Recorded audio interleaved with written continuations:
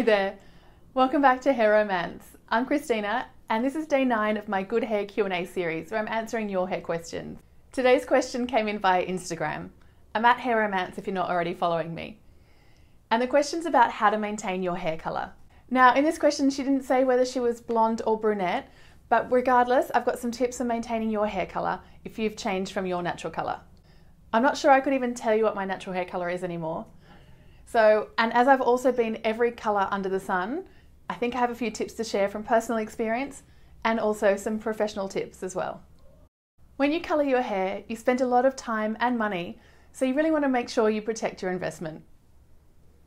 The number one thing to affect your hair colour might surprise you, and it's simply water. Now water is pretty much unavoidable, but here's why it's the biggest danger to your hair colour. Now I'm going to get a little bit sciencey, but it's pretty basic, so stick with me. Your hair has a natural pH level, so this is on the scale of acid to alkaline, and your hair sits around 4.5 to 5.5. Water is 7, and hair colours range from semi-permanents around 7 to about 8 or 9 for permanent colours. When your hair is more on the lower side on the acid level, the hair cuticle remains closed. And so to open your hair up to put that colour into your hair, you have to open up on that alkaline scale. That's why hair colours are at this end of the scale. So you've opened up your hair cuticle, you've deposited that colour, so now your hair is a different colour, and then you seal it in. But water at pH 7 still sits on that scale where it's going to start to open up your cuticle every time that your hair is wet. And we know that because it swells open, and that's when your hair's open like that, it's more prone to damage and it's more fragile, and that's how your colour can wash away. So you want to make sure to maximise your colour and to make it last as long as possible that you're minimising your contact with water. That might mean washing your hair less each week. If you're a swimmer, you're going to have to probably deal with this anyway, but you can wear a swimming cap and pop a hair mask on underneath to help give you a little bit more protection while you're in the pool. So my number one tip for maintaining your hair colour is just to limit your hair's contact with water. You don't want to wash all that colour away every time that you're washing your hair. The next big factor to affect your hair is of course the sun. Once you've had your hair coloured, always try and wear a hat when you're outside.